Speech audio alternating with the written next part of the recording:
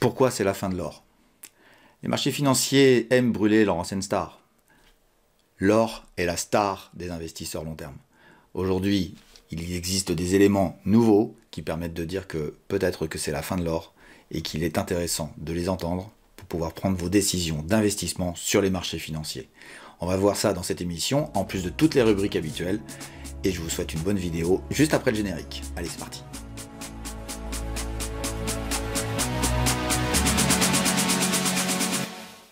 Bienvenue sur Fondamentalement Bourse, la chaîne des investisseurs qui ne se contentent pas d'essayer. Merci. Merci pour tous les gens qui se sont abonnés encore cette semaine. Merci à tous ceux qui likent beaucoup. Alors j'ai eu des remarques d'ailleurs qui disaient ouais mais c'est pas assez liké ce truc là machin. On est à pas loin de 100 likes. Allez, petit défi, on essaye de faire 100 likes. Et puis aussi gros défi à tout le monde. Partagez sur les réseaux, sur vos réseaux, sur votre Facebook, etc. De telle manière à ce qu'il y ait plus de gens qui viennent voir. Ça permet à la chaîne de se développer. Ça permet à la chaîne aussi de survivre. Et je vous cache pas que c'est bien parti. Donc voilà, n'hésitez pas à continuer à faire tout ce que vous faites pour moi et à commenter tout ce que vous avez à dire sur les vidéos.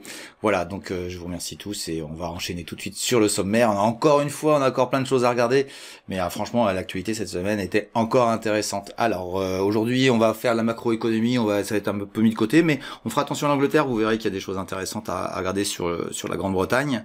On fera attention aussi au PMI d'aujourd'hui, on verra un petit peu que ça peut vite tanguer. Je suis pas super positif. Ensuite, on va enchaîner sur le titre du jour.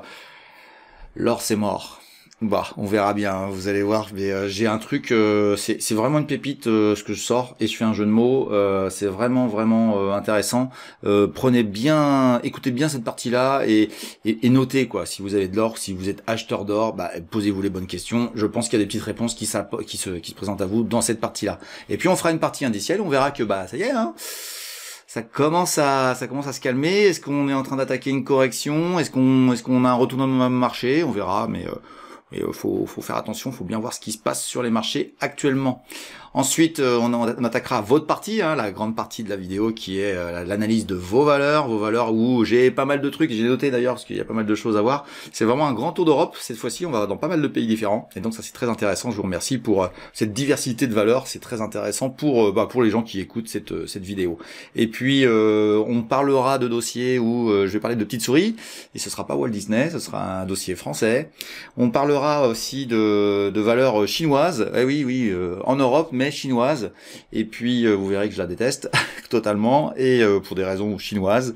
On fera un gros point sur SES Imagotag, qui est aussi, à cause de certains Chinois, subit ce qu'elle subit. Alors quand j'ai enregistré la vidéo, je savais pas encore à quel niveau de prix aller réouvrir SES Imagotag. Sachez que là elle est ouverte à peu près à moins 50%. Donc voilà, les investisseurs sur SES Imagotag ont été piégés, et c'est navrant, mais ça arrive parfois, et il va falloir savoir faire ce qu'on a à faire, mais je crains que ce soit fini pour ce dossier-là. En tout cas, en ce qui me concerne, c'est le cas. Et puis on regardera aussi mon regret de l'année, une société que j'ai vue, qui a fait x3,5 je crois, et je la voyais, j'ai pas cliqué, et ce sera le grand regret de cette année. Et puis se glissera dans cette vidéo aussi la partie la pédago de Ricardo, où je donne des réponses à des gens qui me posent des questions. Et j'étais tiraillé vers 2 questions, mais voilà, j'ai choisi, vous verrez ça un peu plus tard. Quel sujet j'ai décidé de répondre. Voilà, je vous souhaite une bonne vidéo, et c'est parti pour la macroéconomie immédiatement. Allez, c'est parti. Allez, un début de semaine très calme sur la macroéconomie, avec juste une statistique le mardi dernier, qui était sur les permis de construire, qui sont remontés. Donc fausse alerte le mois d'avant, puisqu'on avait fait beaucoup moins que d'habitude. Moi je pense pas que c'est une fausse alerte, je pense pas. Donc c'est prévu assez haut. Bon, donc faux signal, moi j'en suis pas sûr. Voilà. Ce qui va être important cette semaine, c'est la Grande-Bretagne. Un peu curieux, mais c'est comme ça. Et mercredi, on a eu les chiffres de l'inflation britannique, et voilà, hein, 8,7, gérer les chiffres par tout seul, hein, il prévoyait une baisse à 8,4, puis finalement c'est 8,7. Je rappelle que la Suède la semaine dernière c'est pareil, c'était assez, ça baisse pas quoi. Donc il y a des pays qui ont des difficultés, et l'Angleterre reste malgré tout, ça reste un pays important, et on va voir dans la suite que ça a eu son importance ce chiffre. Alors, ensuite, oui, alors, sinon, il y a eu mercredi, il y a eu aussi Jérôme Powell ouais, qui souffle le chaud et le froid, quoi, comme d'habitude, mais le marché a pas très bien réagi. Je pense que le marché est en train de partir en correction. Je pense que le marché est en train de partir voir ce qui se passe un peu plus bas après avoir été un peu haut, un peu vite, mais j'en ai déjà parlé la semaine dernière. Voilà. Ensuite, jeudi, donc hier, c'est pour ceux qui regardent la vidéo ce vendredi soir. Première chose, bon, bah, les Suisses qui prennent une décision de hausse de taux d'intérêt, il reste très faible chez les Suisses, mais les Suisses montent aussi leur taux. Non, ce qui est important, ça va être celle-ci, c'est la décision de la Banque d'Angleterre, qui est évidemment en conséquence de ce que vous avez vu sur l'inflation juste avant. On était à 4,5, on prévoyait 4,75 et ils ont décidé 5. Ça sent un peu le mode panique là-dedans. Voilà, ça veut faire baisser les taux, ça y arrive pas. Ça veut faire baisser l'inflation, ça n'y arrive pas. On balance des augmentations de taux d'intérêt alors que l'économie décroche. Je vous rappelle que c'est le scénario de la stagflation, c'est l'un des pires qui soit en termes de macroéconomie. Et ça commence à sentir ça. Bon, on verra bien. Ensuite, aux USA, donc les ventes de logements existants qui restent stables. Alors, il se passe rien aux US. Ça commence à être un peu gênant au niveau. Enfin voilà, moi je trouve que c'est perché quoi. Alors pour l'instant il n'y a pas de déclenchement de récession. Je vais vous faire voir un truc tout à l'heure qui va vous confirmer que ça s'inquiète pas. Ceci étant dit, moi ce que je vous ai toujours dit, c'est le chômage, il n'y en aura pas, et s'il y en a, ça sera catastrophique. Ça fait un moment que les chiffres du chômage américain planent à 260 000. Si ça passe au-dessus, c'est pas bon quoi. Ça sera très très mauvais même, d'accord. Donc, mais bon, moi je suis structurellement pas inquiet. Je suis pas inquiet, mais je suis pas non plus dupe, quoi. Voilà, vous voyez ce que je veux dire. Si je dois changer d'avis et dire que j'ai tort, je dirais que j'ai tort. Et pour l'instant, moi, je trouve qu'on est sur le fil du rasoir. Bon, on verra bien. J'avais prévu plus ou moins, au niveau marché, j'avais prévu plus ou moins, je dirais un premier trimestre plutôt positif. Moi, je suis positif depuis octobre sur les marchés. On peut pas dire que je me sois trompé. Là, je trouve que c'est haut, quoi. Je trouve que c'est haut. Les 4 sorcières de la semaine dernière, c'est vraiment quelque chose d'important et on voit bien que la réaction du marché après les 4 sorcières est plutôt pas formidable. On va voir ça sur les indices. Voilà. Moi, je suis pas rassuré sur ce qui va se passer dans les semaines et dans les mois qui viennent. On a peut-être mangé notre pain blanc et on risque peut-être que ma théorie de dire qu'on est sur un range long terme sur les indices est peut-être bonne, hein. Peut-être, on verra bien. Alors, on va continuer quand même à regarder certaines choses. On voit que les stocks de pétrole ont baissé aux États-Unis, donc c'est censé faire monter les prix. Bon, ça monte pas le pétrole, donc c'est encore un indicateur qui dit que. Et puis ce vendredi, donc j'enregistre vendredi matin, j'ai eu les chiffres européens des PMI. Les PMI, c'est des indicateurs avancés de la situation. La France va pas trop mal.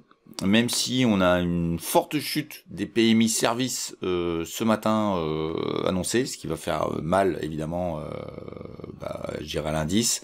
Mais au niveau manufacturier, on est plutôt mi-figue mi-raisin, plutôt pas terrible, mais ça ne baisse plus. C'est en Allemagne où ça continue à baisser. L'Allemagne continue à baisser. Elle est en récession, l'Allemagne. Je vois bien qu'en Allemagne, ça se passe pas terrible.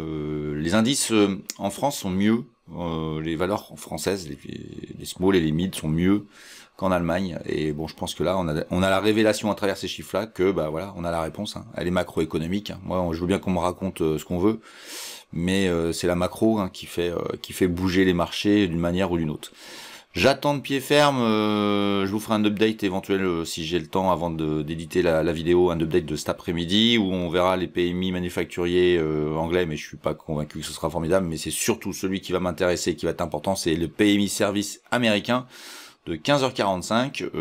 Bon, si j'ai un update à mettre, je vous mettrai un petit truc sur la vidéo, un petit encart, histoire de vous dire ce que j'en pense.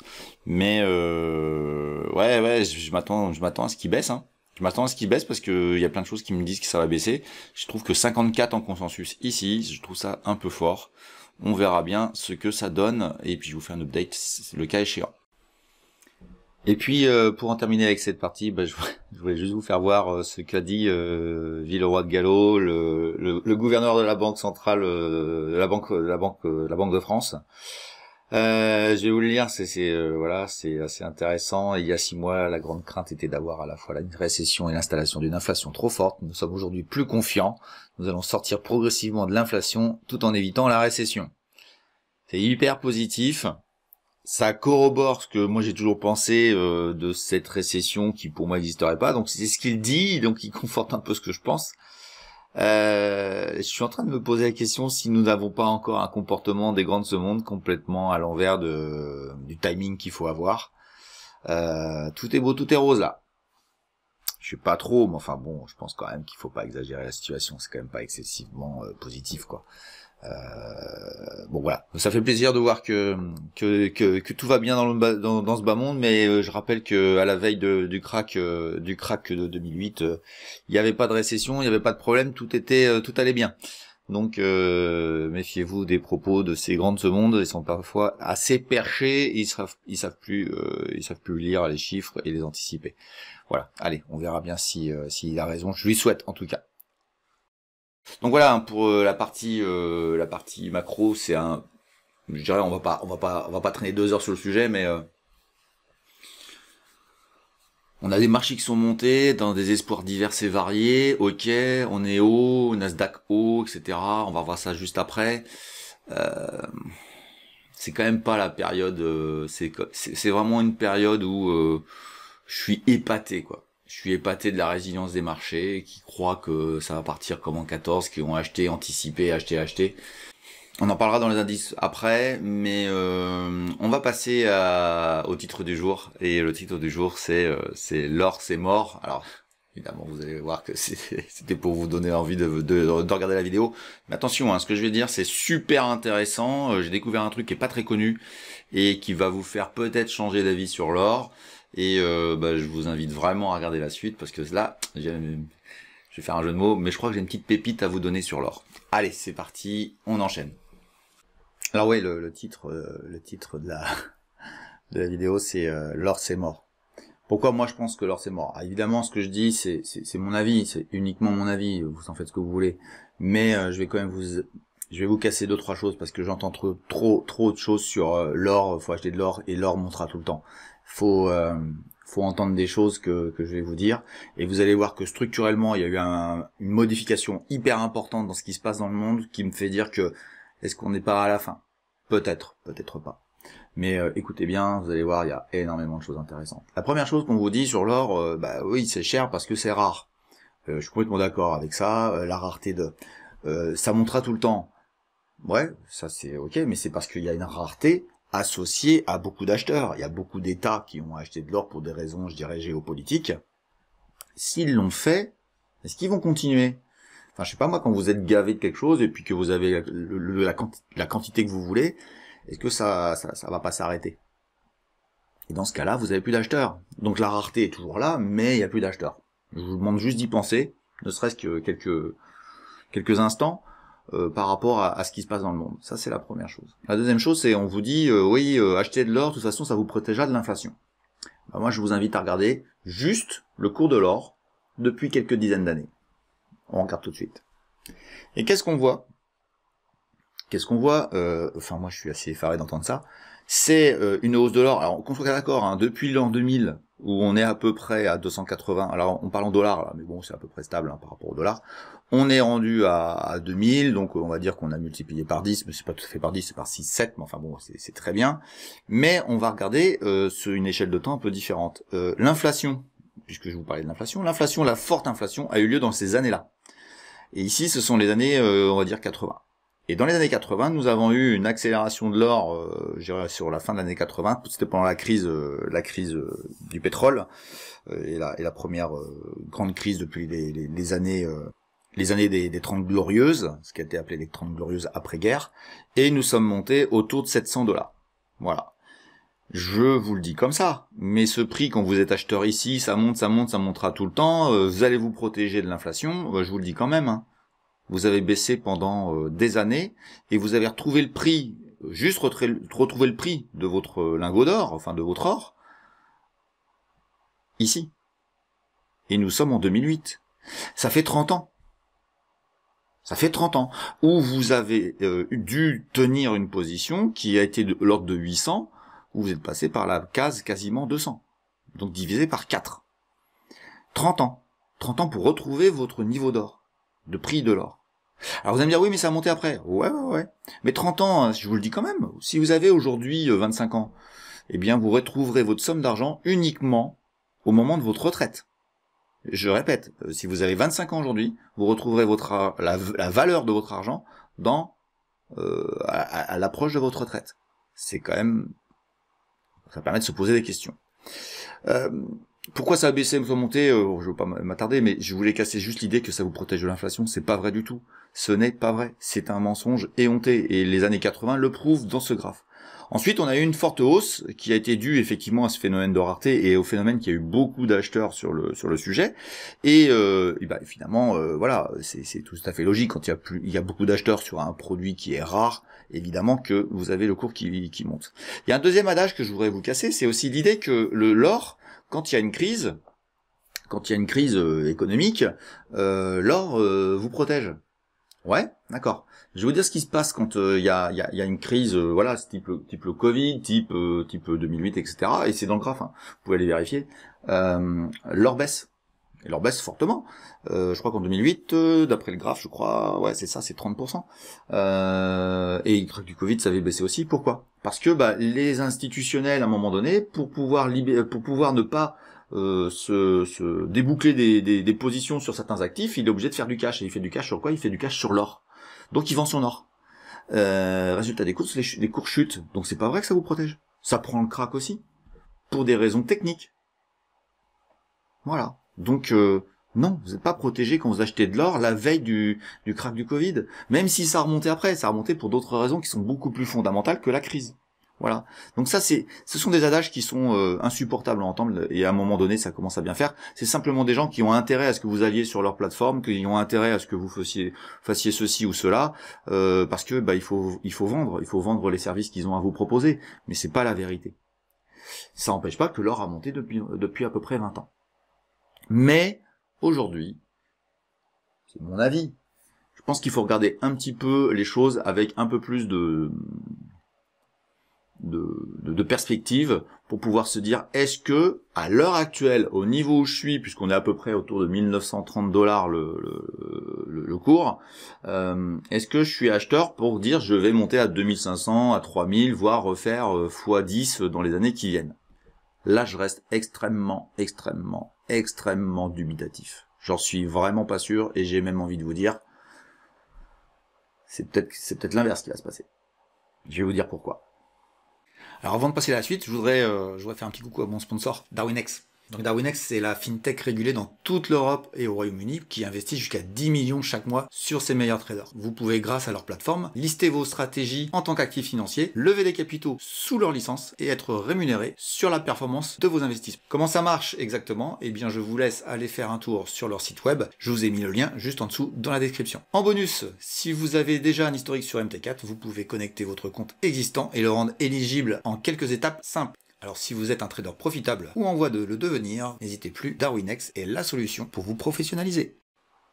Il y a un an, le gouvernement ougandais, Ouganda, Afrique, a déclaré avoir découvert un filon d'or exceptionnel. Donc je vous rappelle que nous sommes dans un monde où la rareté de l'or est absolument exceptionnelle puisqu'on en trouve très peu. C'est extrêmement difficile à l'exploiter, enfin bref, il y a tout un tas de choses. Donc on a inscrit en tête, et ça c'est la psychologie que l'investisseur a, c'est que c'est un adage absolu. C'est rare, ça restera rare, ce sera toujours rare. Mais, en juin 2022, le gouvernement ougandais a cassé cette idée-là, et le marché n'a pas réagi à ça. Il n'a pas réagi parce que, ce que je viens de vous dire avant, C'est imprimé dans la tête de tout le monde que l'or, ça restera rare. Sauf que le gouvernement ougandais, quand il dit on a découvert de l'or, il vous donne des chiffres qui sont assez hallucinants. Et à partir de ce moment-là, vous commencez à vous poser des questions. Je vais vous donner 2 chiffres qui sont absolument, comment vous dire, ils parlent tout seuls. Le stock d'or potentiel dans les terres découvertes, qui serait une première estimation et qui serait une estimation faible. L'estimation est de 320 000 tonnes d'or pur dans les sols ougandais. Alors c'est au nord du pays, à la frontière kenyane. Je vous raconte pas, ils n'ont pas été voir de l'autre côté de la frontière. Ça se trouve il y en a autant au Kenya. Bon, bref, 320 000 tonnes. Est-ce que c'est beaucoup? Est-ce que c'est pas beaucoup? Vous en savez rien? On n'en sait rien, j'en sais rien. Et du coup je creuse. Mais combien y a-t-il de stocks d'or dans le monde aujourd'hui? Eh bien écoutez bien, je répète, 320 000 tonnes dans les terres ougandaises. Il y a 200 000 tonnes existantes aujourd'hui extraites en or pur dans le monde. Donc je répète, 200 000 tonnes existantes qui ont été extraits pendant des siècles et on obtient ce chiffre. On aurait trouvé plus que la quantité actuelle trouvée de toute l'histoire de l'humanité dans les sols ougandais. 320 000 tonnes. Ouais, c'est bouleversant. Évidemment que c'est bouleversant. La question est la suivante. C'est est-ce que il est extractible facilement, etc. Je vous le dis tout de suite, les Chinois ils y sont déjà. Ils ont déjà investi, ça y est, ça creuse. C'est en cours. Et on parle, personne n'en parle. Maintenant, quel est le rythme d'extraction? Parce que vous allez me dire, ouais, mais s'ils extraient 5 kilos au jour, voilà, c'est pas grave, on s'en fout. Si c'est difficile à extraire, visiblement il est assez facile à extraire. Et ils ont un objectif premier qui pour moi, ça me fait trop rire d'entendre ça. Enfin bon, bref, on va dire l'objectif, on va dire le chiffre qu'ils ont annoncé, il est de 5000 kilos au jour, donc 5 tonnes. 5 tonnes, ça veut dire 1800 tonnes à l'année. Ça représenterait 50% de ce qui est extrait aujourd'hui. Donc on accélère le rythme de d'extraction d'or. La rareté commence à prendre un coup dans l'aile. Les acheteurs, je vous ai dit, ils ont peut-être fini de faire leurs achats. Le cours de l'or est très haut. Vous appliquez uniquement et simplement la loi de l'offre et de la demande. Est-ce que vous pensez que je suis sur un vélo en train de pédaler avec le vent dans le dos? Ou est-ce que vous pensez que je suis sur un vélo en train de pédaler avec le vent de face? Je pense que le vent se lève et je pense que le vent sera de face. Je dis pas qu'on montera pas la côte, je dis simplement qu'on la montera moins vite.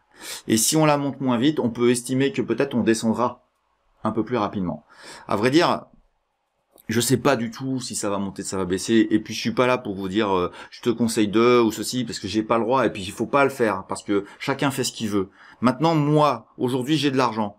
Est-ce que je suis acheteur de l'or?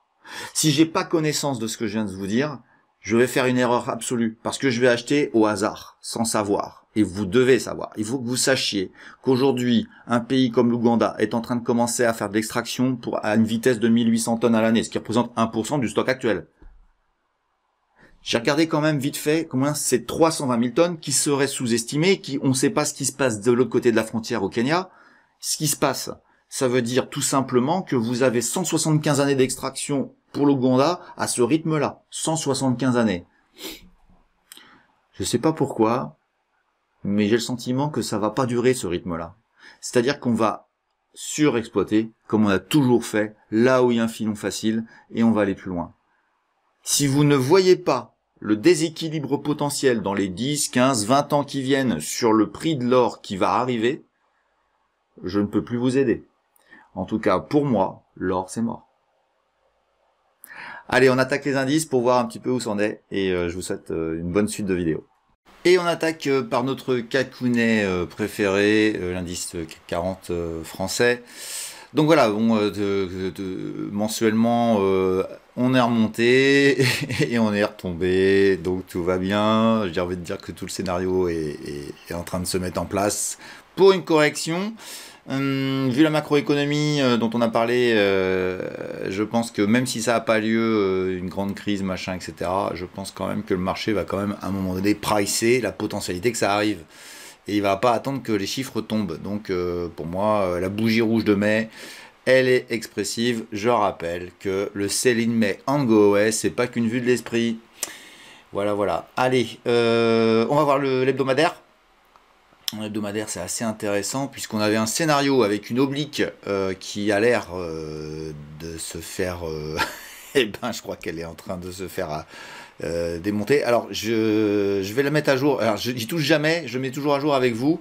Donc, on va mettre à jour et cette oblique, je sens qu'elle a une petite variante qui peut être intéressante que je vais modifier tout de suite. Allez, je la fais tout de suite. Voilà. Ici. Donc, je pense qu'elle est contact ici, ici. Ici, la petite méchouillette, c'est pas grave. Et ça, c'est beaucoup plus intéressant. Donc, il va y avoir de l'acheteur. Voilà, alors j'enregistre à midi ce vendredi. On est à 7184, ça a bien baissé dans la semaine.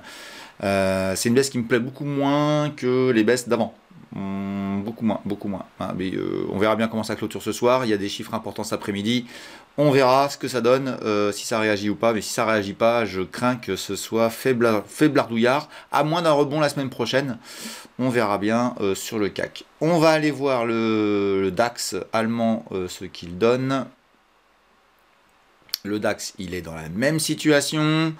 Je vous ai mis un petit bonhomme vous disant si ça casse, c'est pas bon. Alors après, on a encore une autre résistance qui est à 15 660, donc un point plus bas. Voilà, mais bon, on sent que ça faiblit, les chiffres sont pas là. Pour que ça monte, il faut du gaz et je comprenais déjà pas pourquoi ça montait avant. Bon bah voilà, hein, on commence à se poser des questions. Méfiez-vous, la saison n'est pas avec nous en plus, donc méfiez-vous. Ça fait la deuxième semaine que je vous dis méfiez-vous, hein. Et j'ai commencé à vous le dire sur le Nasdaq. Le Nasdaq, rappelez-vous, la semaine dernière, nous étions, au moment où j'enregistrais, ici. Et nous avons fait une petite correction suite aux 4 sorcières, d'où mes sorcières bien aimées, c'était la vidéo de la semaine dernière. Et on est en train de remonter, alors je ne suis pas réouvert sur les US au moment où je vous parle, puisqu'il est midi. Mais bon, hein, j'agrandis un peu. Il serait pas normal d'aller corriger, d'aller chercher quelque chose, d'aller s'appuyer un peu plus bas. Et puis, je vais juste vous dire un truc, je vais faire juste une petite parenthèse. Je faisais beaucoup d'émissions sur Pépitor, j'en fais toujours, j'en fais une la semaine prochaine d'ailleurs, sur Pépitor, la chaîne à Denis, et quand on était à Barcelone, nous étions en bas, nous étions en novembre, nous étions ici. Et je disais, pourquoi pas revoir, j'ai réécouté et j'ai retrouvé le moment où je disais, et s'il monte à 15 000, nous serons toujours baissiers. Nous sommes à 15 000. Donc déjà, ça, c'était pas tout à fait vu par tout le monde comme ça. Mais surtout, l'accélération a été assez impressionnante. Nous ne sommes pas haussiers. Et même si aujourd'hui j'ai le propos que j'avais tenu de dire est-ce que nous ne serions pas dans un grand range long terme sur les indices, cette hypothèse est effectivement remise en question. Quand ça monte comme ça, on se dit bon, est-ce que j'ai eu raison de dire ça? Fondamentalement, macroéconomiquement, ce que j'ai dit n'est pas invalidé. Ce que j'ai dit n'est pas invalidé. Ce que j'ai dit n'est pas invalidé. Et si c'était le point haut ici, alors je vous laisse deviner ce que veut dire un range. Nous serions à l'orée de peut-être une correction ou d'aller retrouver les points bas que nous avions ici et créer un grand range sur longue période parce que macroéconomiquement c'est possible. Maintenant, bon, les US, on est tellement habitués à se faire prendre à contre-pied que je dis ça avec beaucoup de modération. Il faut avoir des yeux pour voir, mais il faut envisager ce type de scénario. Voilà. J'en ai terminé avec les indices, on va pas aller beaucoup plus loin. Je dirais qu'on a tout ce qu'on voulait. Ça corrige un petit peu. C'est la saison, ça me plaît de moins en moins, je vois des dossiers où ça se passe pas très bien, on a l'Allemagne qui va mal, moi j'ai des indicateurs sur Suède, sur Allemagne, c'est mes indicateurs, hein, c'est comme ça que j'apprends ça à mes élèves, les indicateurs sont pas folichons, ils sont un peu anticipateurs souvent de ce qui se passe après, donc ils n'ont pas toujours raison, hein, évidemment, mais je vois bien ce qui se passe, la correction du CAC 40 qui a eu lieu les semaines précédentes, moi je voyais rien, là par contre je commence à percevoir des choses. On sent que tout le monde bâche et qu'on va avoir peut-être un été un petit peu compliqué et une rentrée qui peut être dangereuse. On verra comment ça se passe, on verra comment ça se goupille. On a largement le temps de voir les choses venir. On est des investisseurs dynamiques, on ferme pas l'écran, on n'est pas en train et on s'endort pas pendant des mois sans regarder ce qu'il se passe sur les marchés. On est on est attentif. Donc, et c'est la meilleure façon de faire les choses. Voilà, j'en ai terminé avec cette partie macro et puis avec l'or, etc. On va passer, si vous voulez bien, à la partie qui vous concerne, c'est la vôtre, hein, elle vous appartient, c'est la partie avec vos valeurs. Donc, et puis vous allez voir qu'on a plein de choses intéressantes, hein. Je vois qu'il y a pas mal de gens qui décrochent à ce moment-là de la vidéo, qui veulent regarder que ça. Dans les valeurs que je cite, il y a des histoires, il y a des choses intéressantes à retenir, et il faut vraiment continuer la vidéo jusqu'au bout. Voilà, je vous souhaite une bonne suite de vidéos, et puis on se retrouve après le petit disclaimer, etc.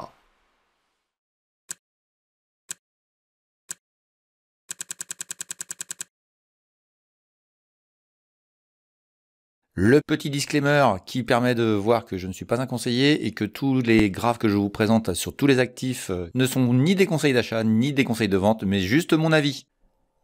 Alors avant de passer à vos valeurs, je vais vous expliquer comment fonctionne la biblio de Ricardo, la façon la plus simple de trouver les valeurs que nous avons étudiées dans les vidéos précédentes. Alors vous allez sur votre menu YouTube et vous tapez le nom de la chaîne que vous préférez, Fondamentalement Bourse. Elle apparaît assez rapidement ici.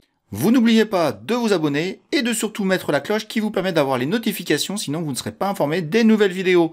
Voilà, on va aller directement sur la chaîne tout de suite. Voilà, vous arrivez devant le menu que vous connaissez peut-être déjà, et vous allez aller taper ici le nom de la valeur que vous recherchez pour savoir si j'ai déjà travaillé dessus. L'idée que j'ai, c'est BNP, par exemple, une banque française, et vous avez automatiquement la vidéo sur laquelle j'en ai parlé avec la date où ça a été fait. Sur ce cas-ci, c'était il y a 2 mois. Vous avez la possibilité ici de mettre soit le nom de la valeur, soit le code. Je vous conseille plutôt le code, parce que le nom de la valeur, parfois, il y a un tiret qui peut vous embêter et qui fait que moi, j'ai pas écrit de la même manière. Mais si vous mettez le code, normalement, si j'ai pas fait d'erreur de saisie, vous la trouverez. Et ça vous permet de voir l'analyse qu'on a fait. Pour aider l'algorithme à apprécier ma chaîne, je vous invite quand même à regarder toute la vidéo de telle manière à ce que je sois pas pénalisé. Et vous pourrez voir comme ça toutes les valeurs que j'ai pu étudier. C'est valable à peu près entre 3 et 6 mois. Après, vous pouvez me relancer pour faire une mise à jour sur la valeur que j'aurais déjà étudiée. Voilà, on va attaquer tout de suite les valeurs qui sont à étudier cette semaine, et je vous souhaite une bonne suite de vidéos.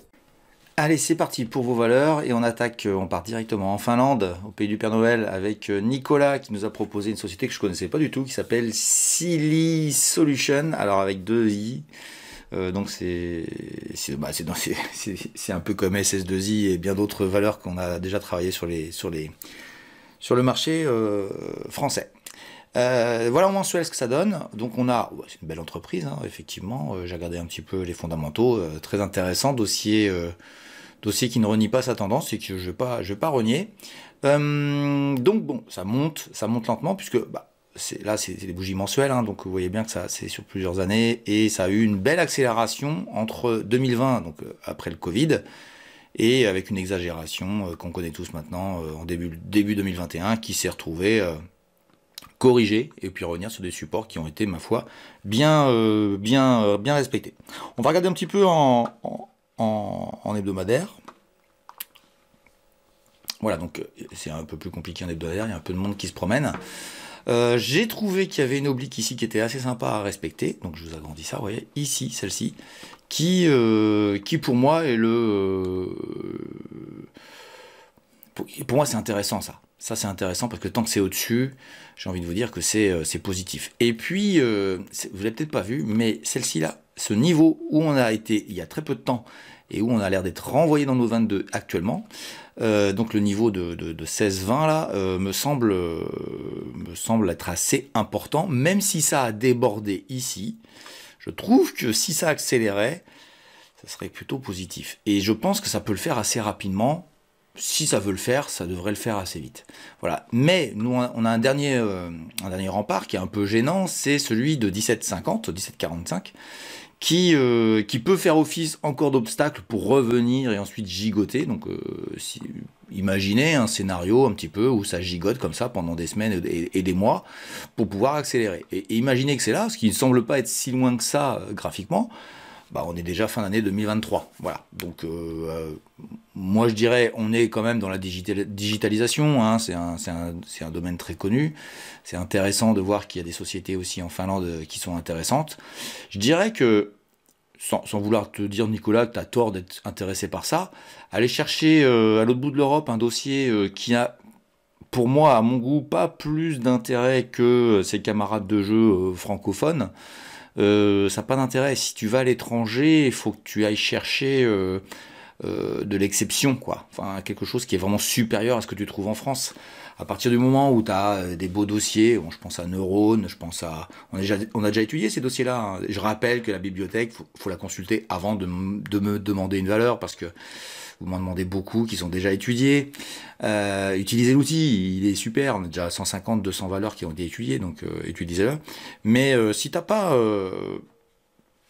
un truc plus important, enfin, s'il n'y a pas un élément plus important fondamentalement dans ce dossier-là que d'autres, je vois pas trop l'intérêt. Je vois pas trop l'intérêt. Mais je me trompe peut-être, hein. Peut-être que tu as aperçu quelque chose que moi j'ai pas vu et qui fait que bon bah voilà, le dossier est plus intéressant. Mais fondamentalement, de ce que j'ai vu, je vois pas. Alors ça peut accélérer. Dans ce cas-là, ce qui est intéressant, c'est qu'on pourrait aller chatouiller peut-être les sommets, des nouveaux sommets historiques. Autour de ce niveau-là, ce serait assez sympa, ce qui ferait qu'elle viendrait assez chère d'ailleurs. Donc voilà. Et en tout cas, c'est pas déconnant, quoi. Voilà, c'est pas un dossier sur lequel on est sur un mauvais bougre. Ça fait maintenant 2 ans et demi qui traîne là entre, on va dire, 12 et 17 euros. C'est pas très volatile, hein, clairement, mais ça peut être intéressant. Faut attendre son heure. Il faut attendre qu'il y ait des choses qui se passent pour que le dossier accélère, comme il a su faire d'ailleurs dans cette partie ici, mais on sait tous pourquoi ça a accéléré fortement. Voilà pour ce dossier. Merci Nicolas, n'hésite pas à m'en donner d'autres. Puis une finlandaise, c'est rare qu'on m'en donne, et voilà, moi j'adore la Finlande. Mais ce dossier-là, je ne connaissais pas, mais ma foi, il peut être intéressant. J'ai des trucs que je trouve beaucoup plus intéressants en Finlande, mais c'est un beau petit dossier. Allez, on enchaîne sur Jérémy qui m'a relancé. Ah oui, quand je vous en mettez plusieurs que je dis pas, vous me relancez, ou alors vous allez voir la biblio, ou vous arrêtez de me dire que c'est des américaines. Je fais pas les américaines, en tout cas pas pour l'instant. Jérémy m'a relancé sur Saint-Gobain. Saint-Gobain qui est le spécialiste des matériaux de construction et de leur distribution, avec des marques comme Isover, enfin voilà, il y a pas mal de choses, et en distribution il y a Point P, et puis il y a aussi, je crois qu'il y a K par K. Non pas K par K, La Paire, voilà. C'est une grosse mémère du CAC 40, hein, qu'on soit clair, et j'ai fait exprès de vous mettre du mensuel. C'est pour ça que je fais exprès, c'est que vous compreniez que on n'est pas sur une société spécialement haussière, puisque le niveau de prix que nous avons touché encore lors du Covid, qui était autour de 18 euros, on l'avait déjà connu en 92. Donc on n'est pas sur des sociétés spécialement qui montent, hein, qu'on soit clair. Hein. C'est des gros paquebots et ça bouge pas très vite. Donc bon, c'est plus ou moins haut, mais voilà, vous voyez bien que j'ai fait exprès de tirer un trait ici parce que je pense que c'est une zone qui sera frottement autour de 67, qui a été une barrière électrique quand on y a été il n'y a pas très longtemps, l'an dernier, et on voit que le niveau de 16 est vraiment important. Moi, c'est pas des dossiers que j'apprécie particulièrement, je ne m'intéresse pas à ces dossiers-là. Mais il faut faire des choix. Je rappelle qu'il y a des milliers de valeurs et que dans le portefeuille, quand on a 10 ou 20, c'est déjà beaucoup. Voilà. Donc, voilà, ça gigote au gré des mouvements de la bourse. Et si on regarde un petit peu hebdomadairement, bon, j'ai des choses intéressantes à te dire quand même, hein. Jérémy, t'inquiète pas. Saint-Gobain, il y a des niveaux de support différents. C'est plutôt des zones, à vrai dire. Il y a un niveau ici entre 37-38 qu'on a été touché en 2022. Il y a un niveau de 45 qui me paraît intéressant parce qu'on l'a touché plusieurs fois ici. Donc je t'agrandis pour que tu vois bien. Donc voilà. Et à vrai dire, c'est haussier depuis que ça va un peu mieux sur les marchés financiers. C'est haussier tant que tu respectes cette oblique.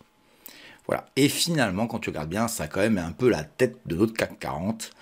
Donc j'ai envie de te dire, au lieu d'acheter des ETF CAC 40, vous achetez du Saint-Gobain et ça montera, ça baissera comme le CAC 40. C'est vraiment équivalent. Je te dis quand même, fondamentalement, bon, j'ai rien à dire, c'est une belle boîte, il n'y a pas vraiment de perspective de développement futur à mon goût, mais pour moi, c'est dangereux ce dossier-là. C'est dangereux parce que le bâtiment va mal, les permis de construire sont en forte régression partout dans le monde. Saint-Gobain est un groupe mondial, donc il sera impacté. Il sera impacté et tu le subiras. Donc c'est mon avis, hein. Je répète, hein, tout ce que je vous dis c'est mon avis, ce n'est pas des conseils. Je pense sincèrement que Saint-Gobain c'est pas le cheval que je jouerais actuellement moi, sachant que bon voilà, tu peux faire ce que tu veux, t'as des résistances, donc Si ça devait monter, ça devrait monter tout de suite là. Il faudrait vraiment que ça se dépêche. Et j'en suis pas convaincu. Donc je vois bien un retour sur 46. On est à 53, 54 actuellement. Je rappelle que j'enregistre jeudi, après séance. Et donc ça résistera, à mon avis, entre 57 et 58. Tu peux espérer peut-être d'aller sur 66, mais pas impossible que la petite oblique que je t'ai mis ici en pointillé, c'est une supposition, c'est pas sûr que ça tienne longtemps, bah, ça fait beaucoup de choses qui ont rouge là, hein, tu vois, quand j'agrandis là, tu vois, ici là, il y a beaucoup de gêne. Par contre, si ça passe avec un peu de force, eh bien, ce sera intéressant pour les gens qui veulent aller chercher plus loin, mais bon, voilà, moi, c'est pas des dossiers que j'apprécie particulièrement. C'est des dossiers où il faut acheter les points bas historiques et c'est pas tous les jours qu'il y en a. Voilà, pour Saint-Gobain, je te remercie Jérémy, continue comme ça à m'envoyer des dossiers, ça m'intéresse. Et puis en plus, tu fais bien ton travail, tu regardes, tu vérifies bien ce qu'il y a dans la biblio pour pas me donner des doublons. Pierre m'a donné un dossier à étudier qui est très intéressant, il s'appelle Imerys. Voilà, alors Imerys, c'est pas mal, c'est bas par rapport à ce qu'on connaît d'Imerys qui est capable de faire. Sauf que Imerys, je pense pas que vous êtes communiqué, hein, mais Imerys, il faut savoir que c'est aussi de la construction. C'est de la carrière, hein, c'est de l'activité carrière, mais c'est aussi de la construction. C'est des gens qui travaillent sur ces dossiers-là. On a clairement un dossier qui est pas très haut et qui, je dirais, graphiquement est assez clair. On a un support évident à 22, mais évident pour les gens qui font du long terme. Mais si ça revenait rapidement dessus, il faudrait se poser les bonnes questions de est-ce que c'est pas pour aller à la cave? Ça, c'est la grande question. Maintenant, tu as des résistances ici autour de 51. Alors ça, c'est un support, j'ai dit des résistances, je crois. Hein. Souvent, je me trompe, hein, mais excusez-moi, mais c'est bien, les verts sont des supports et les rouges sont des résistances. Ça résistera pour aller plus haut. Donc les rouges, là, c'est autour de 50-55. Tu feras attention, ça va travailler très souvent. Cette zone-là, c'est une zone, hein. C'est une zone, tu vois, ça a gigoté, là, tu regarderas de plus près, ça a gigoté, je vais agrandir si, voilà, tu vois, ça a gigoté beaucoup ici c'est passé au-dessus, puis c'est revenu en dessous, ça a recommencé là, et puis là, ça fait des mèches, c'est reparti très fort, là, ça a cassé violemment, c'est revenu dessus, ça s'appelle un pullback, tiens, je vais te l'agrandir, petite, un peu de pédagogie pour les petits nouveaux, ici, on descend, on casse un support évident, et on revient le contacter, et on repart à la baisse, ça s'appelle un pullback. On revient tester la résistance. Voilà. Et elle était ici. Donc celle-ci, elle a de la pertinence. Celle-ci, un petit peu moins. Voilà.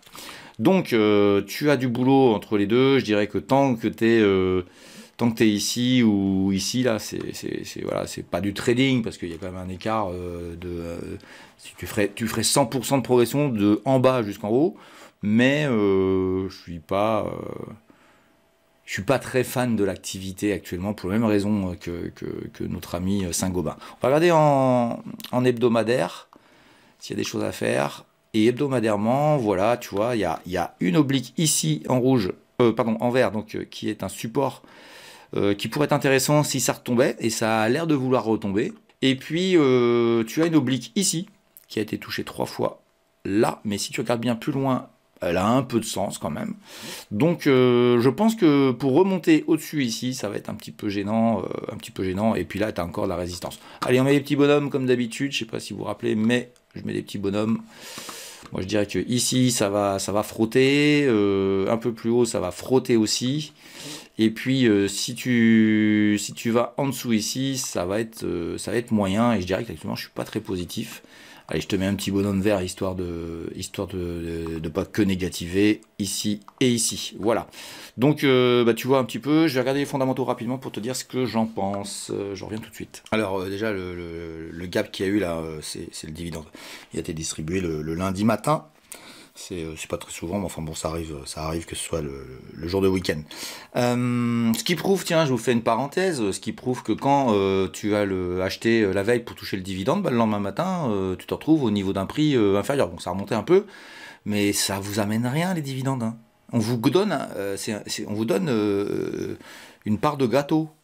Occupez-vous de comment a été fait le gâteau, au lieu de vous occuper de comment on va vous donner de l'argent avec ce gâteau.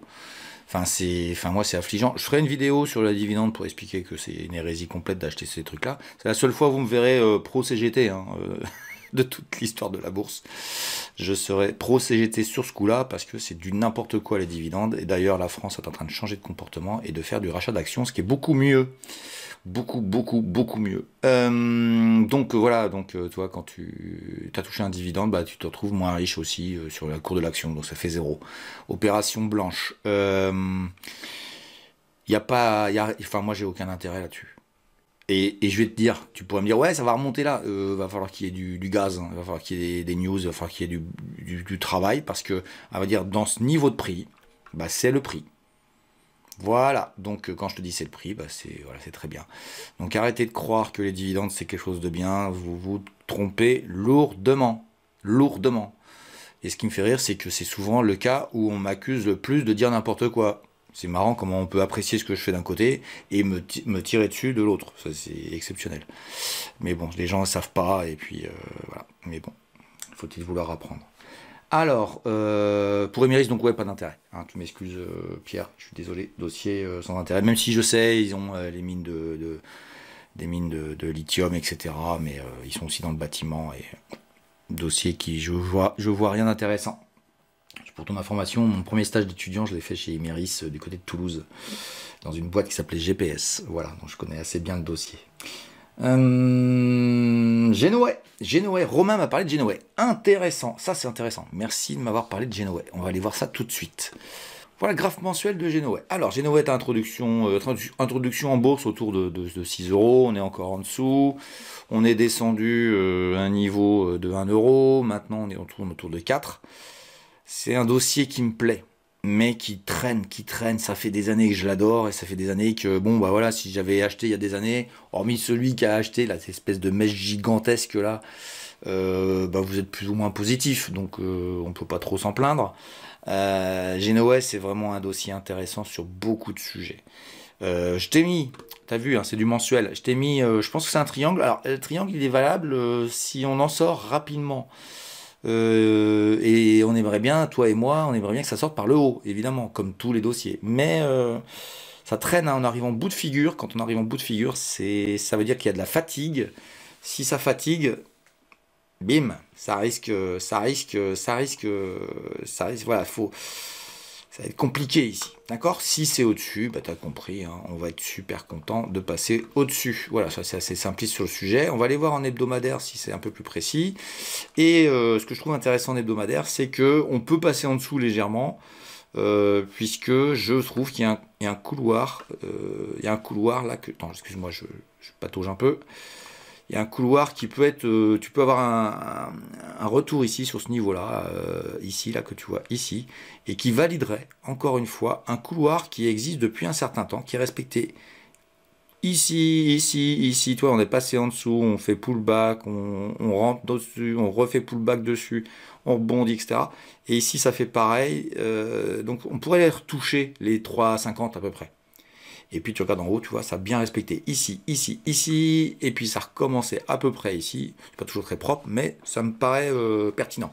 Donc bah, tu as deux options, hein, soit le triangle, soit le couloir haussier. Donc bah, on verra bien. On a encore eu une tentative il n'y a pas longtemps ici, mais ça s'est fait renvoyer dans ces 22. Bon voilà, clairement on attend des news, hein, sur Genoa. Et Genoa, je vais aller voir vite fait les fondamentaux aussi à bouger. Ça fait longtemps que je ne l'ai pas vu, je te remercie de m'en avoir parlé. Ouais, on est toujours dans le même cas sur Genoa, ça fait des années que ça dure. On attend des résultats, sachant que ce qu'ils font c'est intéressant. En gros, ils fournissent des animaux pour les laboratoires. Alors ils font pas que de fournir des animaux, ils ont aussi des solutions pour arrêter de fournir des animaux au laboratoire, donc des souris, hein, etc. Donc je sais qu'il y a des gens qui...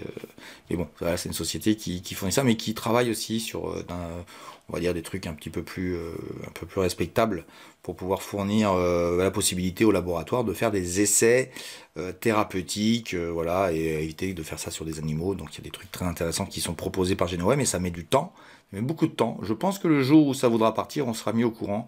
Pour l'instant, je dirais que les marchés ne croient pas trop. Donc j'ai envie de te dire, sur une news un peu bancale, les traders pourraient l'envoyer à 5,50, mais on pourrait être réinvalidé rapidement, enfin voilà. J'attends, c'est un dossier, on peut attendre des années, moi j'attends, mais j'aime bien ce qu'ils font. J'aime beaucoup, j'ai beaucoup lu ce qu'ils racontaient, ce qu'ils faisaient, pourquoi ils faisaient ça, c'est très intéressant. Voilà, Genoa, un dossier intéressant à regarder. On va enchaîner avec Elliot, qui est devenu un habitué de la chaîne, il y a quelques-uns apparemment, qui m'a parlé de Prosus, qui est coté, normalement, oui, c'est coté à Amsterdam. Voilà, en mensuel Prosus. C'est pas introduit en bourse depuis longtemps, c'est depuis 2019. Attendez, je vais vérifier s'il n'y a pas un peu plus d'historique. Non, il y a pas... non, ça doit être ça. Donc, tu as eu un double contact sur le niveau de 40 euros il y a un an, enfin, il n'y a pas un an, il y a un an à peu près, en cours de 2022, et ensuite ça rebondit, et je trouve que l'oblique ici que je t'ai mis en pointillé est pertinente.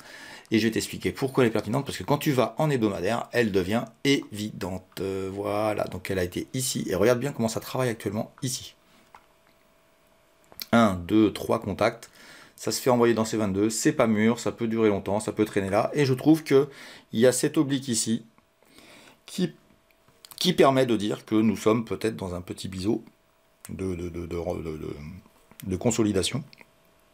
Et qui, je dirais, tant que tu en sors pas de manière violente par en dessous, parce qu'il n'est pas très parfait, hein, t'as vu, hein, on peut d'ailleurs peut-être même le doubler, on va le dupliquer, ça fait une petite zone comme ça. Tant que tu es dedans, j'ai envie de dire c'est bien, les traders s'amuseront entre ici et là, et puis ça gigote, etc.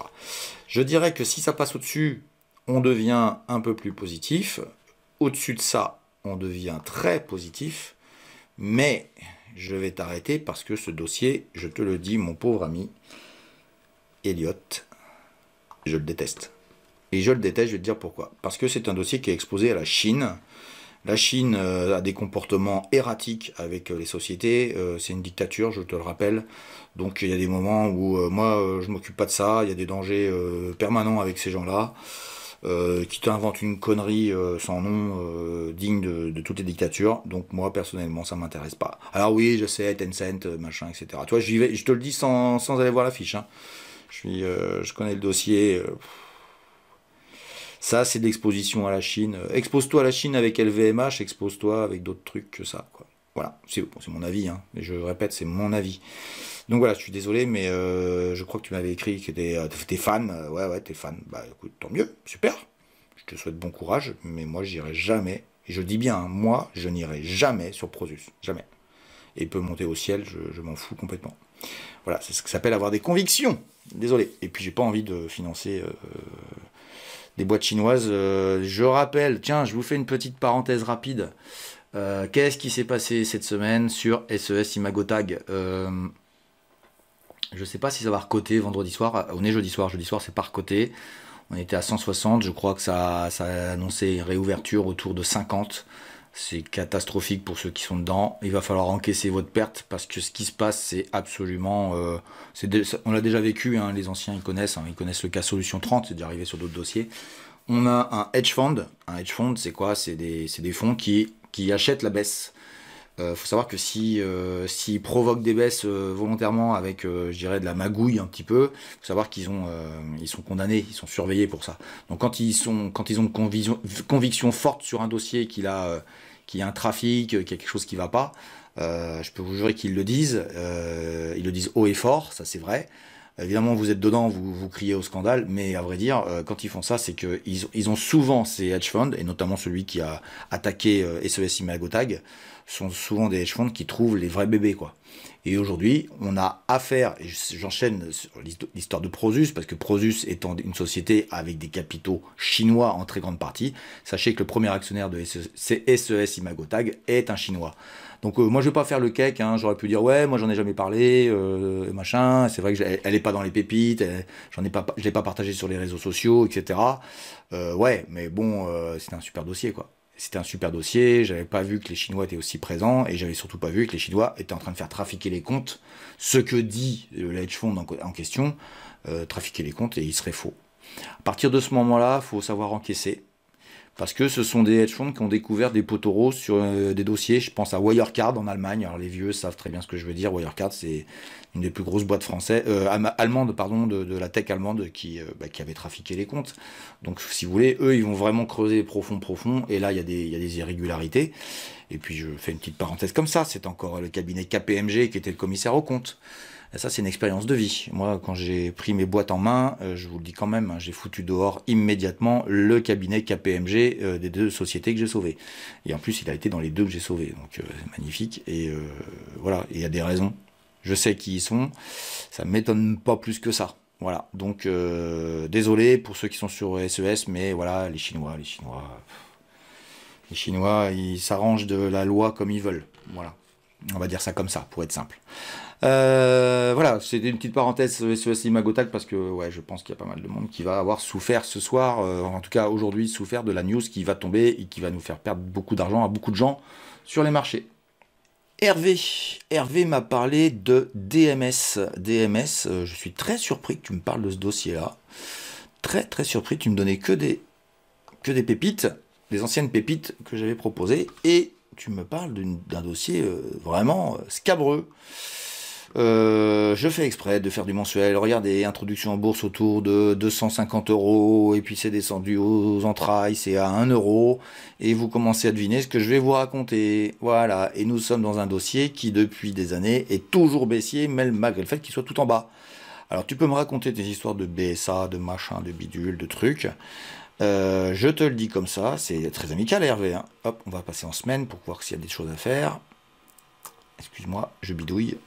Voilà. Je te le dis, Hervé, dès qu'il y a des opérations financières tordues, moi j'ai remarqué, hein, dès qu'il commence à y avoir des trucs de BSA, de OCAPSA, OCA, bref, tout ce qui est en machin A, barrez-vous.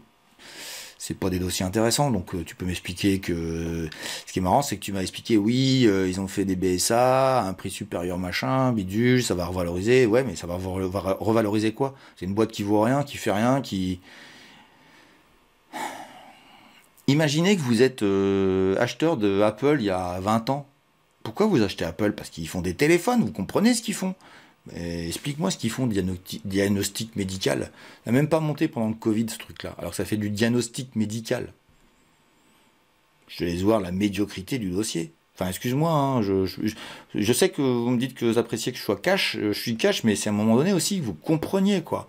Vous avez des milliers de valeurs, vous me trouvez un truc complètement bizarre. Bon, ok. Merci Hervé, hein, je te remercie. Donc voilà, t'as un rebond là, t'as un petit gigotage d'entre deux bornes là que j'ai tracé, que je trouve intéressant ici. Tu vois, tu t'es fait envoyer dans tes 22 par cette oblique. Tu pourrais tenter ici à un 13 pour aller chercher un 65, mais à 65 commence à y avoir des choses aussi qui te gênent. Bon voilà, moi ça m'intéresse pas du tout. Et bon, allez, je vais aller voir vite fait fondamentalement, voir s'il y a un truc, mais bon, je sais déjà la réponse. Ouais, sans surprise.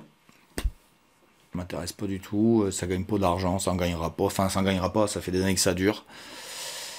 Il y a vraiment autre chose à faire ailleurs, les gars, quoi. Vraiment. Bon, bref. Arrêtez avec les opérations financières un peu bic en coin, que vous comprenez à peine, que des fois, moi j'ai du mal à comprendre aussi. Il y en a une qui a été faite par le groupe Exai, la distribution de dividendes en nature avec une autre société qui s'appelle Prodwest, donc on te donne des actions d'une autre société. Enfin, il y a des trucs bizarres des fois, autorisés, mais bon. Il y a autre chose à faire, mesdames, messieurs. Allez, on enchaîne. Et nous voilà sur Philips, une valeur néerlandaise.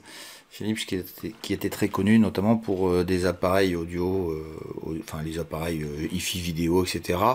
Dans les années 80, les jeunes connaissent moins évidemment ce dossier-là, qui est plutôt maintenant dans le médical, dans l'équipement médical. Alors, bon, ça a bien monté, je dirais il y a ces dernières années, hein, je reviens un peu en arrière.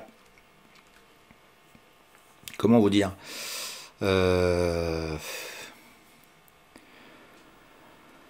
le point bas historique, on l'avait bien là, hein, on l'avait bien à 12, on est remonté à 18, maintenant la question c'est qu'est-ce que ça va faire, et j'imagine que c'est ça que tu me demandes. Le rebond est intéressant, effectivement, mais on a une grosse résistance mensuelle ici, que tu vois, que j'ai noté, c'est une zone hein, à peu près, et ça, pour l'instant c'est du fil, c'est une barrière électrique, hein, ça t'a rejeté facilement. En hebdomadaire, on a quoi? On a un petit couloir haussier qui se met en place avec un gap qui a pas encore été comblé ici. Donc on sent qu'il y a de l'intérêt un peu plus pour le dossier. Donc c'est bien. Maintenant, je te rappelle quand même que tu as tout ça. Voilà. Et que passer de 50 à 13 pour une aussi grosse bécane, c'est qu'il y a quand même eu des gros problèmes. Je vais pas te dire que c'est le cas, Atos. Mais il y a quand même des soucis importants sur ce dossier-là, sur cette entreprise-là, sachant que bon, Dans le médical, je sais que ça a été une mauvaise année 2022, mais il y a quand même des dossiers qui ont moins morflé que ça, divisé par 4. J'ai regardé un petit peu fondamentalement, là, quand tu regardes un petit peu, j'agrandis, là, le prix que ça vaut, là, entre 12 et 20, on va dire, c'est un prix normal. Je dis pas que ça va pas monter, je te dis juste que je trouve que ça manque de gaz, quoi. Donc je suis pas fan, en tout cas ça se trade et c'est l'oblique ici qui est pas encore validé, mais il semble que le couloir ici soit valide. Donc si tu passes en dessous, tu feras attention.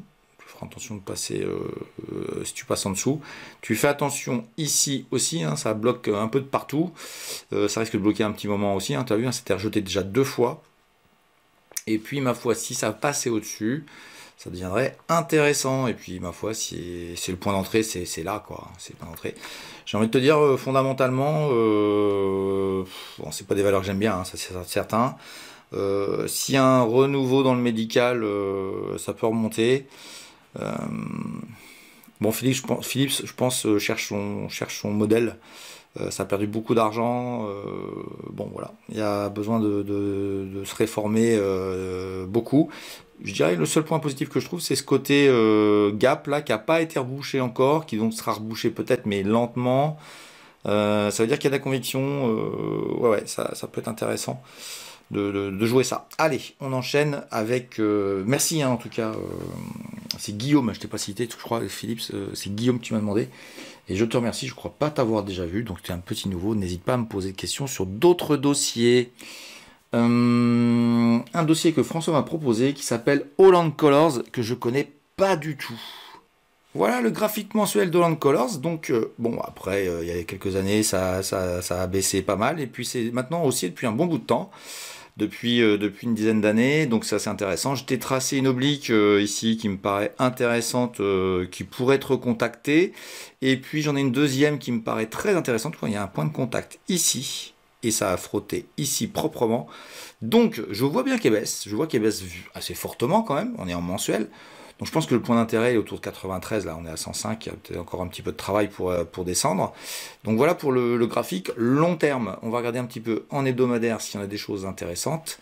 Et je trouve que il y a peut-être un couloir baissier qui est en train d'être respecté. Alors tu vas me dire, ouais, il n'est pas facile, ouais, je suis d'accord.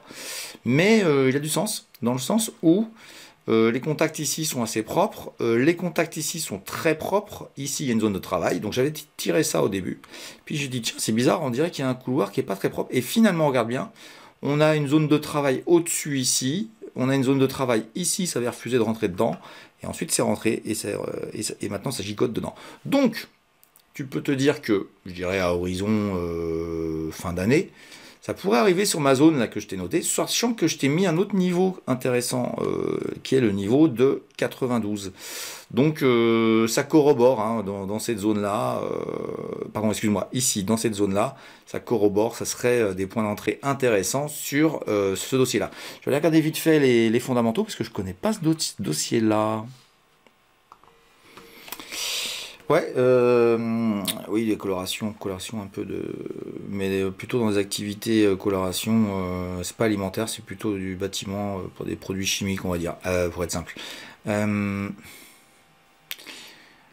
comprends pourquoi ça baisse, c'était trop cher. Je pense que oui, effectivement, tomber là, c'est pas mal. Je suis pas fan. Pas fan, je connaissais pas du tout, hein, mais comme ça, je vais pas m'intéresser beaucoup au dossier. Je trouve qu'il est pas spécialement peu cher et il donne pas envie quoi. Il y a rien à attendre de ce dossier-là pour l'instant. Donc même si je vois qu'il y a des fonds qu'on connaît tous, enfin que certains connaissent en tout cas, sont dessus. Je rappelle que les fonds sont à 81%, je sais plus quel pourcentage, sont incapables de battre les indices. Voilà, donc non. Pas intéressé, mais en tout cas, merci de m'avoir fait découvrir ce dossier-là qui est coté à Amsterdam. Beaucoup de néerlandais dans cette émission. On va retourner en France avec un gros mémère que je déteste, AXA. AXA qui m'est proposé par Mike. Alors, on va aller en hebdomadaire, en mensuel, pardon. Qu'est-ce qu'on voit chez AXA? On a Alors sur très longue période, c'est bien quand tu achètes à 8, c'est bien quand tu vends à 33. Donc ça, c'est toujours intéressant, c'est une grosse mémère, hein. Ça monte, ça baisse, je vois pas trop où est l'intérêt.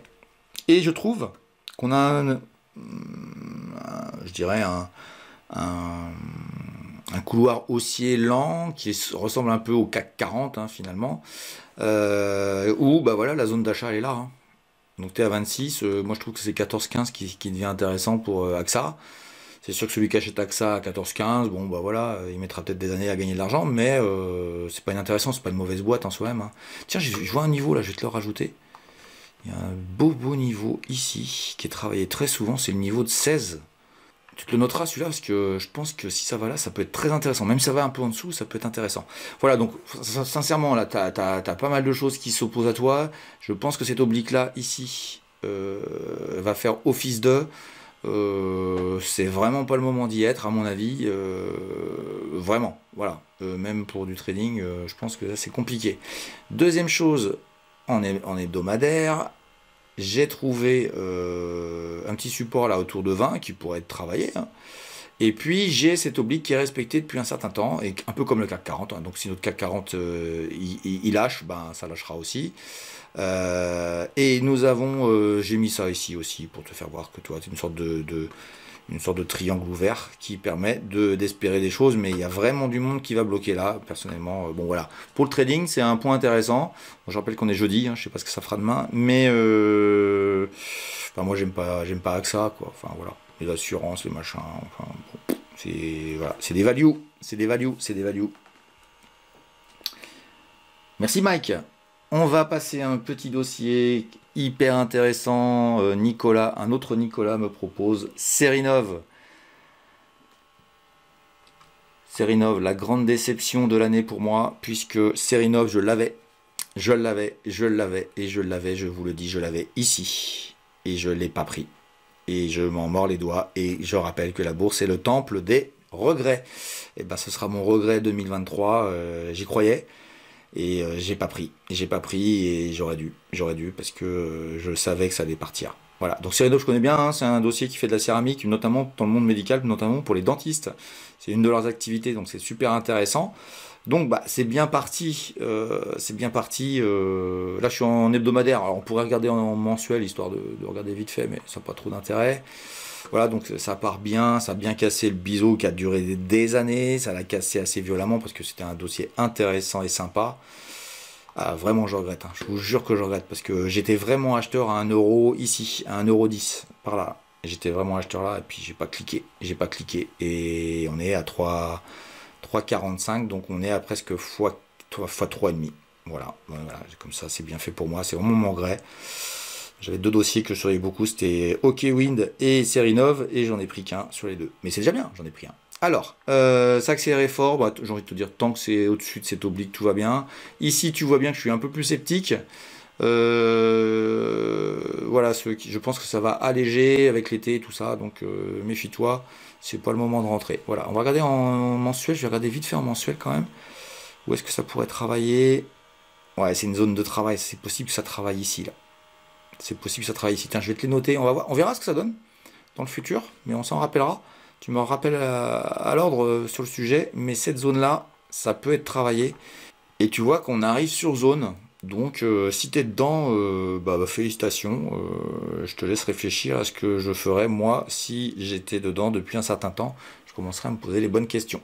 Voilà, mais en tout cas, ouais, le gros regret cette année pour moi, c'est Serinov. Voilà, comme ça vous saurez que on peut trader et rater des choses. Et ça arrive à tout le monde, même aux professionnels qui font que ça. D'ailleurs, j'en ai entendu très peu parler sur les réseaux, donc je pense que les traders l'ont raté, hein, clairement. On va aller en Italie. Merci de me refaire un peu d'étrangères cette année. Aujourd'hui, cette semaine, on a pas mal d'étrangères. On va aller voir un dossier que je connais pas du tout, qui s'appelle Salsef. Et c'est Eric qui me l'a. Tiens Eric, bonjour, bon retour de vacances. Et donc qui m'a donné un dossier que je connais pas du tout, Salsef, et qui est ma foi haussier sur une période, je dirais, longue, puisque ici c'est du mensuel. On va aller regarder vite faire un hebdomadaire. Alors si juste comme ça, j'ai tracé, regardez bien, j'ai tracé ça. qui normalement est avec des pointillés, parce qu'il n'y a que 2 points de contact, mais j'ai eu ça, que j'ai trouvé en hebdomadaire très intéressant, et c'est pour ça que je valide ce niveau ici, comme étant le prix normal, bas de cette société-là. Donc en hebdomadaire, intéressant, on a des niveaux, ça frotte peut-être ici, ça frottera peut-être ici au niveau de 23, il y a peut-être une zone aussi à 25, voilà, on est assez haut. On va aller voir les fondamentaux tout de suite, mais ça fait un petit moment qu'on est en train de respecter un couloir haussier, donc ne vous étonnez pas de voir un retour peut-être sur le bas ici, qui pourrait être joué ici, mais pour l'instant j'ai envie de te dire, là mon petit Eric, ça va frotter, ça va frotter, ça va frotter, voilà. Et puis si ça passe en dessous, tiens, je retombe un autre rouge là, ça sort du couloir, fais attention parce que ça peut redescendre un peu plus bas et ça peut être gênant, voilà. Mais ouais, c'est propre, hein. Voilà, on est en Italie, Salsef. Et je vais aller voir vite fait les fondamentaux. Tu m'as dit que c'était dans le ferroviaire. Ouais, beau dossier. Beau dossier. Je savais pas ce qui. Ouais, ok. Intéressant. Même si le ferroviaire reprend notamment tout ce qui est un petit peu tramway, etc. Bon. Ça peut gigoter longtemps. On va reprendre le mensuel, je vais te faire voir un peu. Je serais pas étonné, hein, on verra bien, mais je serais pas étonné que ça gigote, quoi. Tu vois ce que je veux dire? Je suis pas sûr qu'il y ait le gaz pour aller beaucoup plus haut. Voilà, c'est mon avis, en tout cas. D'accord? Voilà, je te remercie Eric, et puis bon retour de vacances. On va enchaîner ensuite, on va aller retourner, décidément, on va retourner du côté du Benelux, en Belgique. On va aller avec Sébastien qui m'a proposé Vandevelde. Alors, Vandevelde en mensuel, voilà ce que ça donne. Vandevelde, c'est un couloir qui a été cassé et puis on est réintégré dans les années 14, je dirais 14-15, et puis c'est revenu en 2018. C'est retourné dans sa moyenne classique. C'est pas excitant, quoi, hein, qu'on soit clair. On a un beau niveau d'intérêt autour de 20, on a un beau niveau de vente au niveau de 40, il y a un truc au milieu au niveau de 30, c'est magnifique. Donc c'est 20, 30, 40, tu vois, c'est simple, tu retiens. Ça a été touché le 30, ça rebondit. Là, il doit y avoir des dividendes aussi. Ça a perdu des dividendes, donc tu vois beaucoup de graphes qui ont des trous. Je rappelle que les dividendes, c'est un détachement de coupons, donc on enlève le prix de l'action boursière, donc ça ne vous rapporte rien à l'instant T. Quand je vois des forums où les mecs ils disent je vais acheter telle valeur, ce qu'ils distribuent demain, c'est du n'importe quoi. En hebdomadaire, bon, j'ai une petite oblique là qui commence à être validable si ça rebondit bien là, que tu as ici. Bon, après je dirais que 30 ça peut être sympa, moi je serais acheteur ici, voilà, ça peut être sympa. Et Vandevelde ici, je suis vendeur. Je suis pas fan, hein, des dossiers comme ça, hein, mais c'est pas parce que je suis pas fan que vous n'avez pas le droit d'aimer, hein, c'est chacun son profil. Chacun son profil, et ici on est vraiment acheteur ici, voilà. Donc Vandevelde, je vais aller voir les fondas pour te dire un peu plus. Je reviens tout de suite. J'ai regardé, je savais pas que ça faisait de la lingerie fine. Intéressant, c'est du luxe, du demi-luxe. Tiens, je vais te la déplacer, l'oblique, là, j'ai l'impression que c'est pas comme ça qu'elle doit se présenter, c'est comme ça. Ah ouais, tiens, elle peut être intéressante comme ça, et du coup, je vais enlever les pointillés, parce que elle est assez pertinente. Avec des petits débordements en dessous. Allez, on va dire que c'est une zone, comme ça, tu vois, hein, tac, tac, tac, tac, comme ça, voilà. Ouais, je savais pas, par contre, pas trop de perspectives, pas trop suivi, c'est belge. On va faire un grand tour d'Europe, hein, aujourd'hui, entre l'Italie, la Finlande. Ouais, il n'y a pas de gaz. Je connaissais pas. J'en ai entendu parler, mais je connaissais pas le dossier. Vandevelde, ouais, bah tu te réfères à ça. J'ai envie de dire, tant que tu es entre 30 et 40, c'est plutôt positif, en espérant que ça passe le 40 un jour. Si ça retombe sur 20, c'est que ça va pas très bien. Faudrait vraiment que ça aille mal. Il n'y a pas trop de raison que ça aille en dessous 30. Donc pour l'instant, mais ça n'a pas de raison d'aller au-dessus de 40. Donc tu vois, tu es un peu au milieu du guet. Donc laisse faire, c'est du trading. En investissement, bah, je vois pas trop l'intérêt. Voilà. Désolé pour tous les avis négatifs. J'ai eu beaucoup d'avis négatifs sur vos valeurs, mais c'est vrai que vous me demandez des dossiers qui ne m'intéressent pas. J'ai un autre univers de trading sur d'autres types de valeurs. Voilà, donc on va passer, si vous voulez bien, à la partie pédagogique. La pédago, c'est vraiment vos questions. Hein, c'est comme d'ailleurs toute la partie des valeurs, c'est vraiment votre partie à vous, c'est vous qui me donnez les valeurs et c'est moi qui les travaille. Donc n'hésitez surtout pas à me poser des questions, alors déjà me proposer des valeurs et puis à me poser des questions pédago. Il y a 2 questions pédago, je suis tiraillé entre l'une et l'autre, laquelle je vais la faire, je ne vais pas pouvoir faire les deux, mais celui qui sera pas élu, bah, tu me la remets la semaine prochaine et puis t'hésites surtout pas à me reposer la question, je me ferai un plaisir de te répondre parce que les deux sont vraiment intéressantes. Je suis encore tiraillé, je sais pas laquelle je vais répondre encore. Allez, on enchaîne avec la pédago de Ricardo, c'est parti. Bon bah le choix ça va être c'est le temps qui me reste et à vrai dire j'ai pas beaucoup de temps, je vais prendre le sujet le plus facile mais je remercie David de m'avoir posé une question sur les gaps. Tu me la remets surtout, t'hésites pas parce que je vais zapper donc tu me la remets la semaine prochaine et je me ferai un plaisir de t'y répondre. On va prendre la question de Alexandre qui s'interpellait, j'ai dû dire une phrase dans la dernière vidéo qui disait voilà sur les places financières c'était pas Paris la plus intéressante et tu me posais la question bah, lesquelles sont intéressantes lesquelles sont intéressantes. Alors, à vrai dire, c'était lié aussi à l'idée que tu voulais. Alors, la question c'était explique-moi les places financières, les places boursières qui sont dans le PEA. On va essayer de bien répondre à tout ça.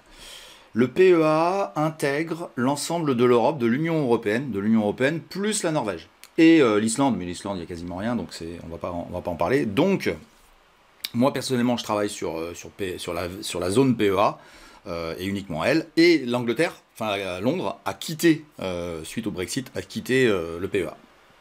Voilà pour la géographie, je dirais. Voilà. Donc tu peux aller en Autriche, tu peux aller en Espagne, tu peux aller au Portugal, etc.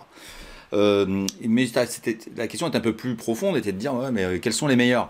Eh ben, je vais te dire un truc un peu compliqué, ça va dépendre des secteurs que tu aimes bien, ça va dépendre de la manière dont ça bouge sur le pays où tu veux être, et puis ça va dépendre aussi de ce qui se passe en géopolitique. Je vais te donner un cas actuel. Le cas actuel, c'est... j'adore la Suède, moi, mais j'adore Stockholm. C'est une catastrophe en ce moment.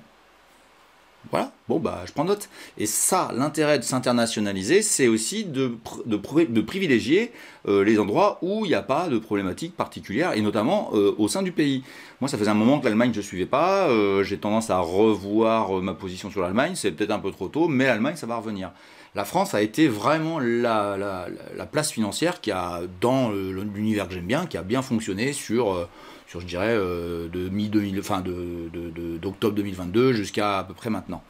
C'est un peu plus modéré, mais ça reste costaud. Avec des moments où ça baisse et tu comprends pas pourquoi la France baisse et l'Allemagne, etc. Parce que tu arrives à comparer. Et c'est ça qui est intéressant, c'est que moi, travaillant sur plusieurs pays, bah, je me suis ouvert les yeux sur plein de choses. Et alors pour te dire moi je vais te dire ce que je préfère, mais les raisons pour lesquelles c'est un peu différent, je vais te donner le cas de l'Italie.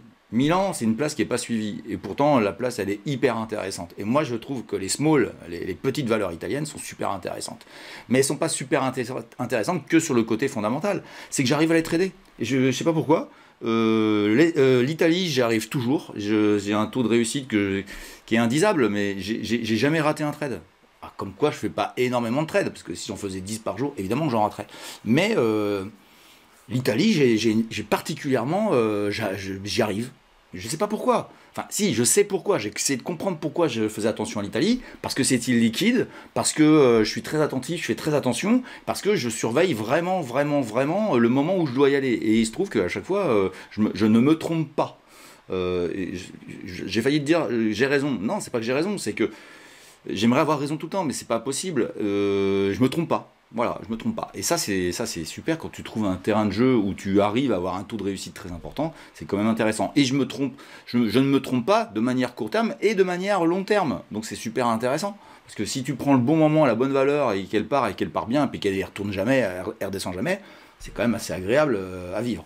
Et puis, il y a des places financières que tu peux apprécier, que tu arriveras jamais à rentrer dedans, parce que bah, c'est assez compliqué, c'est assez complexe. Alors, je te parle pas de te former ou quoi que ce soit, c'est juste qu'il y a des places plus compliquées que d'autres. Moi, j'aime bien, en termes de training, j'aime bien l'Allemagne. L'Allemagne, je trouve ça intéressant, c'est assez rigoureux, un peu comme tous les Allemands en peuvent être, et je trouve qu'il y a beaucoup de bon sens en Allemagne. La place financière la plus compliquée, c'est la France. Pas d'éducation financière, de la biotech partout. On dit que le CAC Small il se casse la figure, mais regardez la composition du CAC Small.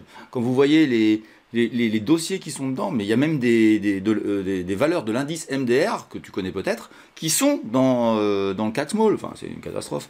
La composition même de la structuration même de la place financière boursière de la place boursière de Paris fait que de toute façon, c'est une place hyper dangereuse, hyper piégeuse, avec vraiment des comportements erratiques. Et puis le français n'est pas éduqué, mais le français est nombreux. Ce qui fait qu'il est capable de dézinguer des cours bêtement. Voilà, il y a beaucoup de psychologie en France que je trouve il est beaucoup moins présente ailleurs. Donc si tu veux, après avoir été un peu traîné un peu partout, je trouve qu'il y a des places financières très intéressantes. Maintenant, en termes d'investissement, c'est beaucoup plus intéressant de se positionner là, un peu plus investissement dynamique, comme je l'explique souvent. C'est parce que les mouvements un peu caractériels des bourses, des places, il est un peu effacé. Et à partir de ce moment-là, une société qui a des qualités, elle va être achetée. Elle va être achetée non pas par les gens du pays où c'est, mais c'est par évidemment des institutionnels, des gens de l'étranger, etc. Donc à partir de ce moment-là, je dirais que tu es... voilà comment ça se présente au niveau des places financières. Je vais juste faire une petite parenthèse avant de passer à autre chose. C'est que sur l'Allemagne, il faut absolument aller sur le Xtra ou le Xetra, donc Xetra, de telle manière à ce que tu ne sois pas embêté avec les frais. Parce que les frais, quand tu vas à l'étranger, il faut faire attention. Il faut savoir que dans le PEA, c'est 0,5% maximum quand tu fais un achat ou quand tu fais une vente. Donc j'achète, je vends, c'est 1%. Les gens vont crier au scandale, c'est énorme. Enfin bon, quand tu es investisseur dynamique, ça pose aucun problème. Puis si tu cliques pas tout le temps, ça pose encore moins de problèmes. Mais surtout, ne pas aller sur des places sur Bourse Deutsche, parce que les frais sont pas pareils. Et à vrai dire, tu as des bourses régionales en Allemagne. Tu as Stuttgart, Düsseldorf, enfin on a plusieurs, je me rappelle plus tous les noms. Et à vrai dire, il faut être sur Francfort. Francfort Xtra. Voilà, ça c'est la petite particularité avec l'Allemagne, il faut faire attention aux banques régionales. Mais sinon, moi j'adore Oslo, j'adore Helsinki, je regarde Madrid avec intérêt, je suis investi sur Madrid actuellement. Voilà, j'aime un peu moins Lisbonne parce qu'il n'y a vraiment pas grand chose sur Lisbonne. Mais s'il y avait une place que j'aime moins, et je suis désolé, hein, mes amis belges, et Dieu sait que j'ai des élèves belges, mais la Belgique, Bruxelles, c'est peut-être celle que je préfère le moins, où j'ai le plus de difficultés.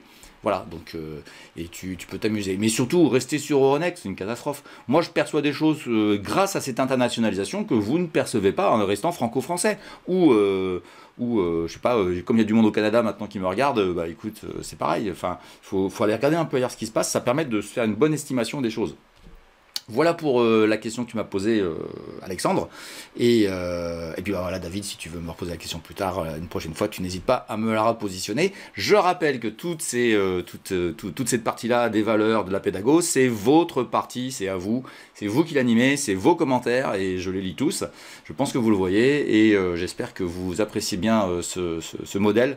J'y mets beaucoup d'énergie, et j'espère que vous appréciez beaucoup la façon dont je présente les choses. Voilà, j'en ai terminé avec cette vidéo. Je vais vous mettre deux petites vidéos ici, histoire de ne pas me quitter tout de suite, et puis de pouvoir continuer à regarder ce que je fais sur cette chaîne. Et je vous souhaite un bon week-end à tous. Allez, salut, à plus. Bye bye.